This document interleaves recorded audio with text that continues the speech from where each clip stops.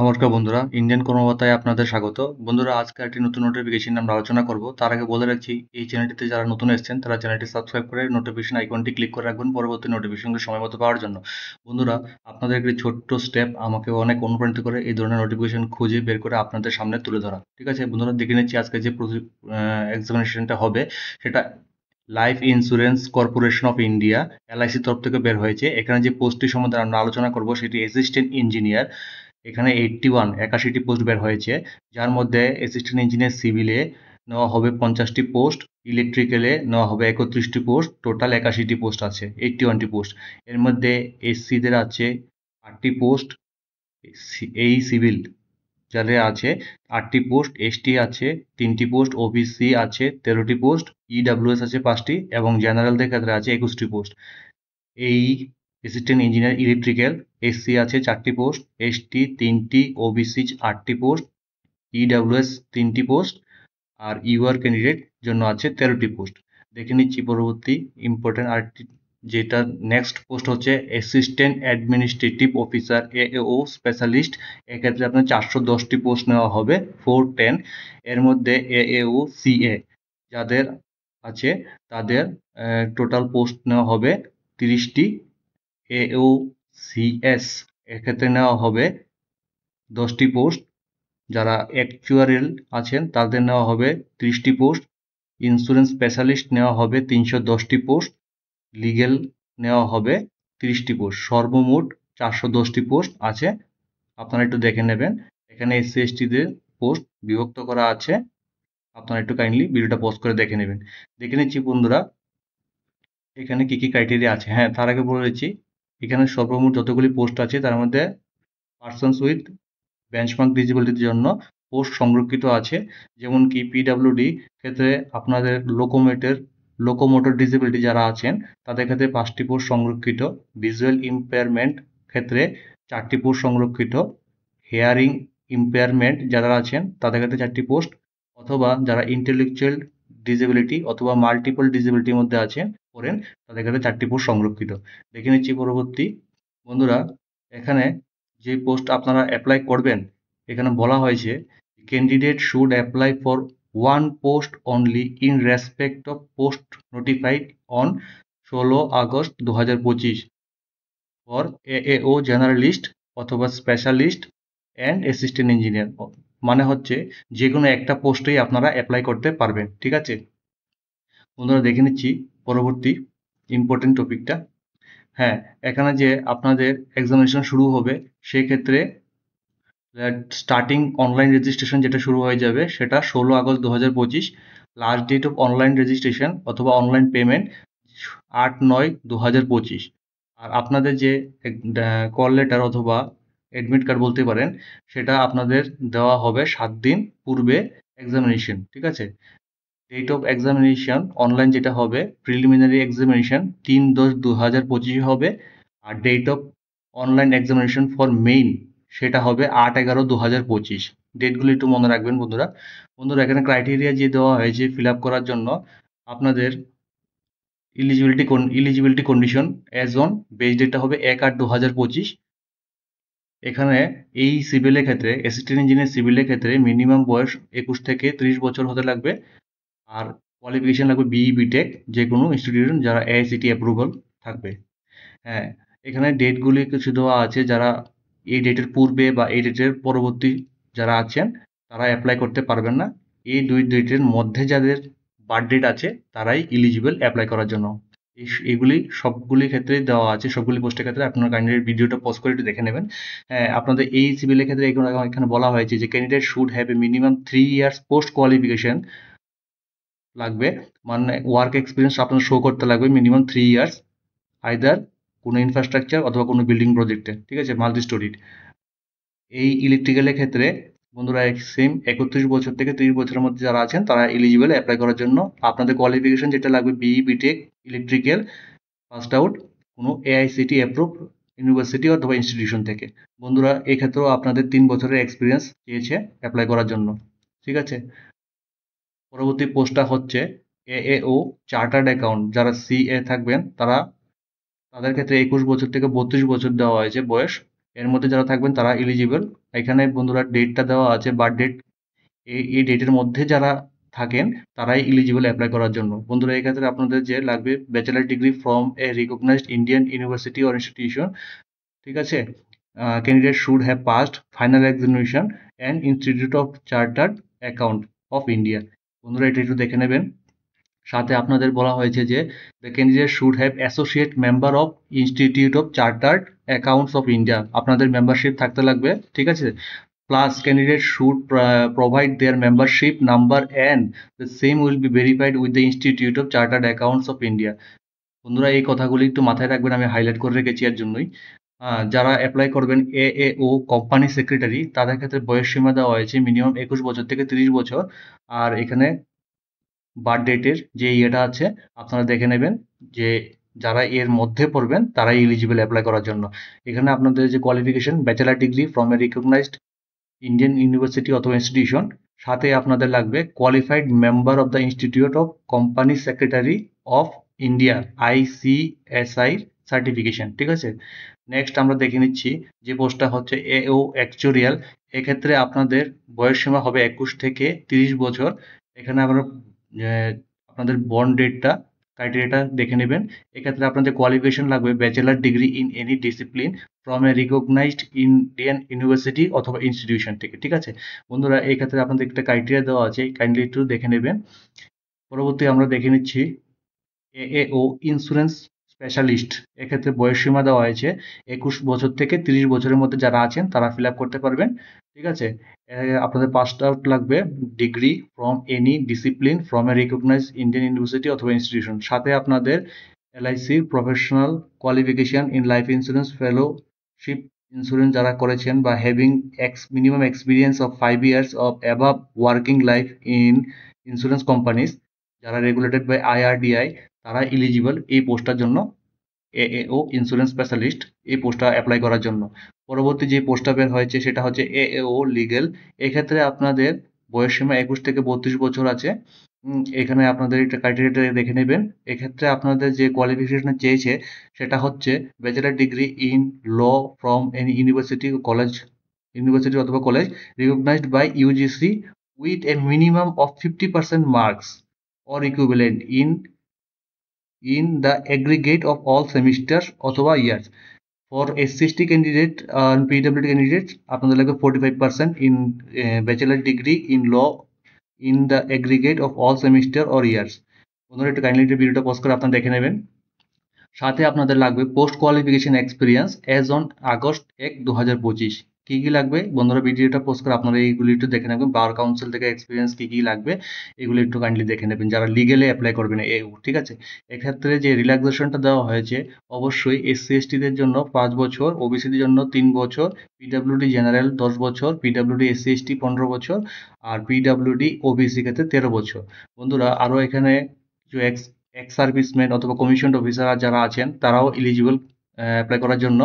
কিন্তু এখানে রিল্যাক্সেশন 5 বছর, 10 বছর, 8 বছর বিভিন্ন রকম ক্রাইটেরিয়া দেওয়া আছে, কাইন্ডলি একটু দেখে নেবেন। আমি সব বলতে যাচ্ছি না, দেখে নিচ্ছি পরবর্তী। এখানে যে এনরোলমেন্ট দেওয়া হবে, বেতনটা দেওয়া হবে সেটা হবে basic pay at least 88,635 per month, 88,635 টাকা দেওয়া হবে। আর স্কেলটা হবে এটা, আপনারা ভিডিওটা পজ করে দেখে নেবেন।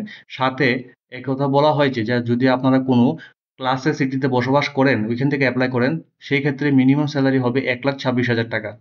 সাথে আপনাদের কন্ট্রিবিউটিভ পেনশন থাকবে, স্পেশাল অ্যালাউন্স থাকবে, LTC, cash benefit, medical benefit, group insurance, group medical, এইসব আরও অনেক কিছু আপনাদের দেওয়া হবে। তো এইগুলি একটু কাইন্ডলি ভিডিও পজ করে আপনারা দেখে নেবেন, আমি সবগুলিতে যাচ্ছি না। অনেক রকমের বেনিফিট দেওয়া হচ্ছে এখানে। বন্ধুরা এখানে আপনাদের একটা প্রবাবেশন থাকবে, মানে ট্রেনিং পিরিয়ড থাকবে, সেটা মিনিমাম হবে 1 বছরের জন্য, ফর 1 ইয়ার, ঠিক আছে।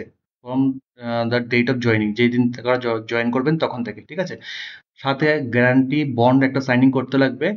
এখানে আন্ডারটেকিং দিতে লাগবে এলআইসিকে যে আপনি মিনিমাম 4 বছর এখানে করবেন, চাকরি করবেন, বা 4 বছরের আগে যদি আপনি চাকরি ছেড়ে যেতে চান তাহলে একটা পেনাল্টি দিতে লাগবে, সেই ড্যামেজটা হবে 5 লাখ টাকা।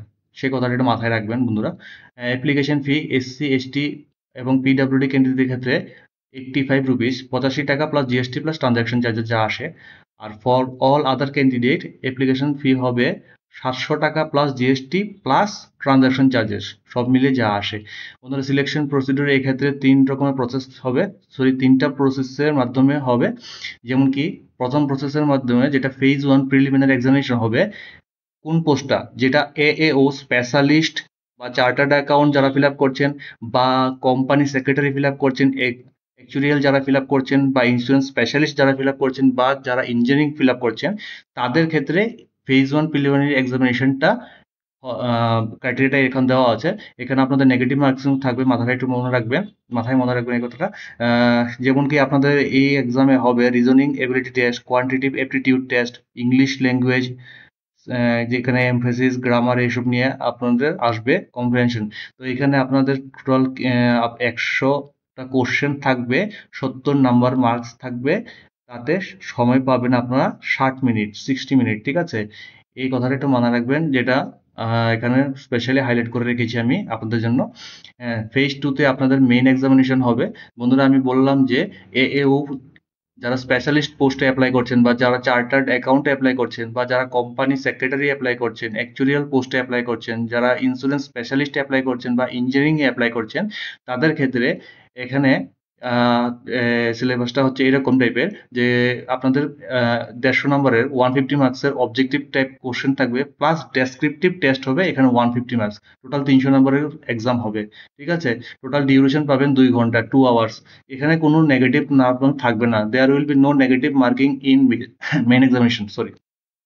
বন্ধুরা এখানে যে আপনাদের যে কোশ্চেনগুলি আসবে, কি টপিক থেকে আসবে, যেমন reasoning ability, general awareness with special reference to insurance and financial market awareness. তারপর আসবে আপনাদের প্রফেশনাল নলেজ থেকে, ঠিক আছে। এই ক্ষেত্রে আপনাদের নাম্বার অফ কোশ্চেন কত আসবে, এখানে টোটাল 50 আসবে, আর এখানে 100 মার্কস থাকবে টোটাল, ঠিক আছে। এর জন্য সময় পাবেন আপনারা সব মিলিয়ে, এখানে দেওয়া আছে 30 মিনিট, ঠিক আছে, টোটাল। তারপরে দেখে নিচ্ছি, যেখানে আপনার বলা আছে যে প্রফেশনাল নলেজ থেকে ডেসক্রিপটিভ পেপার যেটা হবে, সেই ক্ষেত্রে আপনাদের টোটাল মার্কস থাকবে 25, ঠিক আছে। সরি, প্রফেশনাল ডেসক্রিপটিভ থাকবে 50 আর ইংলিশ ল্যাঙ্গুয়েজ ডেসক্রিপটিভে থাকবে 25, ঠিক আছে। এখানে সময় পাবেন আপনারা প্রথমটার ক্ষেত্রে পাবেন 60 মিনিট, আর ইংলিশ ল্যাঙ্গুয়েজের জন্য পাবেন, যেখানে ডেসক্রিপটিভ হবে এটা 30 মিনিটের জন্য, ঠিক আছে। ভিডিওটা পোস্ট করে আপনারা কাইন্ডলি সবগুলি একটু দেখে নেবেন ঠান্ডা মাথায়, ঠিক আছে। পরবর্তী দেখে নিচ্ছি বন্ধুরা, এখানে যে ফেজ, হ্যাঁ, আরেকটা যে পোস্ট ছিল ফেজ 1 প্রিলিমিনারি এক্সামিনেশন, যেটা যারা এএও লিগ্যাল পোস্টের জন্য অ্যাপ্লাই করবেন, তাদের ক্ষেত্রে তাদের ক্ষেত্রে যে সিলেবাসটা থাকবে সেটা হচ্ছে reasoning ability, English language, general awareness, total 70 marks, 100 question থাকবে, সময় পাবেন 60 মিনিট। এখানে বন্ধুরা নেগেটিভ মার্ক থাকবে, ফর এভরি রং আনসার 1/4 করে ডিডাক্ট করবে, ঠিক আছে। এই কথাটা মাথায় রাখবেন, আর ভিডিওটা পোস্ট করে একটু কাইন্ডলি এগুলি একটু দেখে নেবেন, ঠিক আছে।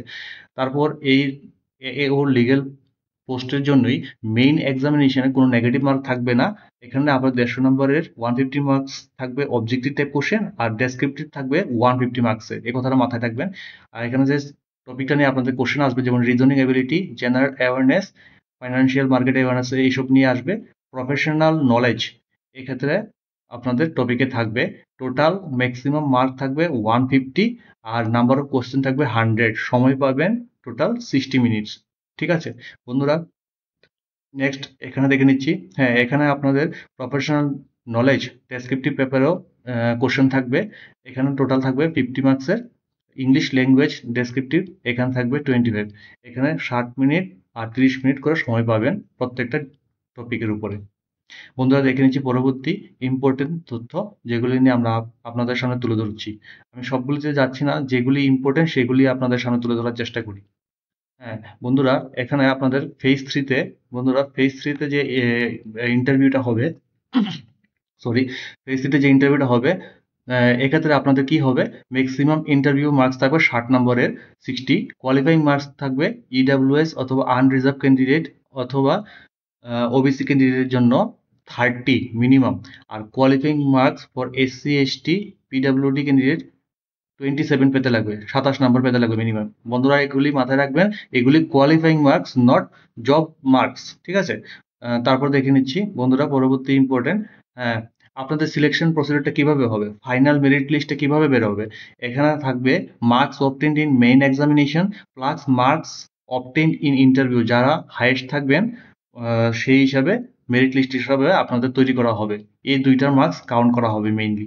তারপর দেখে নিচ্ছি বন্ধুরা পরবর্তী আপনাদের যে এক্সামিনেশনটা হবে এটা অটোমেটিকলি এলআইসি তরফ থেকে বায়োমেট্রিক ডাটা ক্যাপচারিং এই ভেরিফিকেশন ওরাই করবে। এটা আমাদের কিছু করার নেই, কিন্তু এটা আপনাদের জানিয়ে রাখলাম। এগুলি করে এখনকার রুলস রেগুলেশন চেঞ্জ হয়েছে। বন্ধুরা কিভাবে অ্যাপ্লাই করবেন? বন্ধুরা অ্যাপ্লাই করতে গেলে যে ডেটটা দেওয়া হচ্ছে 16/8/2025 থেকে 8/9/2025-এর মধ্যে আপনারা ফিল আপ করবেন। আমি লিঙ্ক অবশ্যই ডেসক্রিপশনে রেখে দিয়েছি, আপনারা ওইখান থেকে গিয়ে অ্যাপ্লাই করতে পারেন। বন্ধুরা কিছু তথ্য যেগুলি আপনাদের মাথায় রাখবে ফর্মটা ফিল আপ করার সময়, যেমন কি যখন আপনারা ফটোগ্রাফ সিগনেচার এগুলি নিয়ে রেডি করবেন সেগুলির তথ্য এখানে দেওয়া হয়েছে। আপনার ভিডিওটা পজ করে একটু কাইন্ডলি দেখে নেবেন।